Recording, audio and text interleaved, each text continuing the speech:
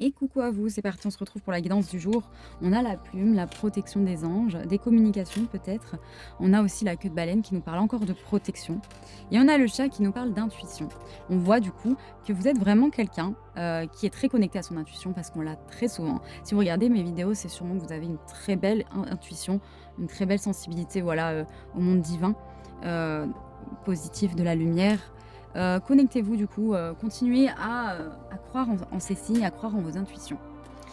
On a on a l'éveil spirituel avec la mission spirituelle ici. Le chiffre 11, oui, qui nous parle d'éveil. Ici, on voit qu'il y a une mission de vie que tu es en train de t'aligner avec et on te félicite pour ça.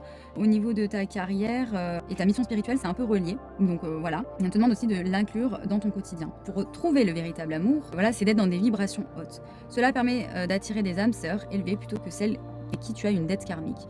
Donc il y a peut-être des rencontres ici justement, vu que vous vous alignez, il y a des rencontres au niveau des âmes sœurs, de famille d'âmes, etc., qui est vraiment là, guidée et protégée.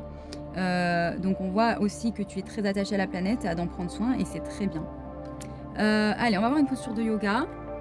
Le triangle en torsion, qui te permet de prendre de nouvelles directions si besoin, de s'ancrer et de structurer. Donc on voit que ta mission, au niveau peut-être professionnel, tout ça se structure. Tu as peut-être fait de nouveaux choix.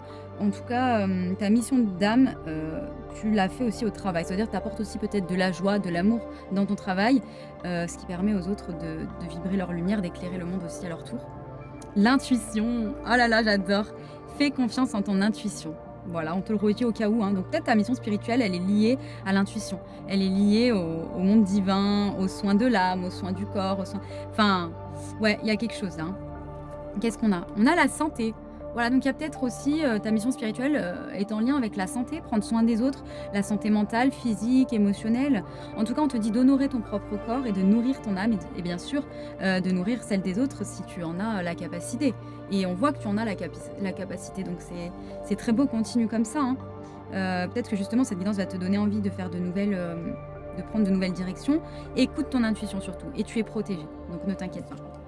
Ici, on te parle de gratitude. Soit dans la gratitude d'avoir ce corps, par exemple, en bonne santé, d'avoir ses intuitions, d'être connecté au divin, d'avoir cette relation que pas tout le monde n'a et qui permet d'être guidé, de se sentir guidé, de se sentir soutenu, même quand on a l'impression qu'on est seul, parce qu'on sait qu'il y a les guides, il y a les anges autour de nous, il y a peut-être même nos défunts adorés qui veillent sur nous, qui de temps en temps viennent nous donner un coup de pouce. En tout cas, on nous dit de remercier la vie pour les opportunités qui vont se présenter, qui se présentent, voilà. Donc là, s'il y a des opportunités à saisir, bah, allez-y, hein, foncez. Voilà, c'est tout pour cette guidance du jour. À très vite.